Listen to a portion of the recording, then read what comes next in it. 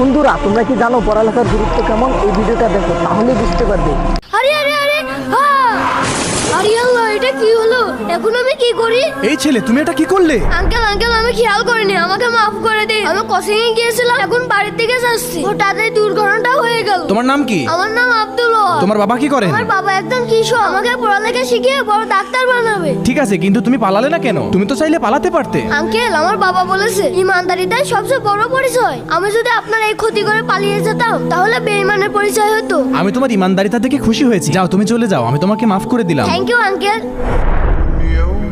কি ব্যাপার ভাই, আপনি ছেলেটাকে যেতে দিলেন কেন? ভাই, ছেলেটা বাইকের ক্ষতি করলেও এখানে দাঁড়িয়ে ছিল আর বাইকওয়ালার জন্য অপেক্ষা করছিল। এই জন্য আমি ওর ইমানদারিতা দেখে এখান থেকে যেতে দিয়েছি। গাড়িটা কি আপনার নাকি? না ভাই, বাইক আমার নয়, আমি বাইকের মালিকের জন্য অপেক্ষা করছি, উনি আসলে ক্ষতিপূরণ দেব। আরে ভাই, গাড়িটা আমার। আচ্ছা ভাই, কয় টাকা ক্ষতিপূরণ দিতে হবে? আমি দিচ্ছি। আরে ভাই থাক, টাকা দেয়া লাগবে না। আপনাদের দুজনে ইমানদারিতে দেখে আমি মুগ্ধ হয়েছি, আপনি যেতে পারেন। ধন্যবাদ ভাই, আসসালামু আলাইকুম। ওয়ালাইকুম আসসালাম। বন্ধুরা, আমি কি ঠিক করেছি? কমেন্ট অবশ্যই জানাবে।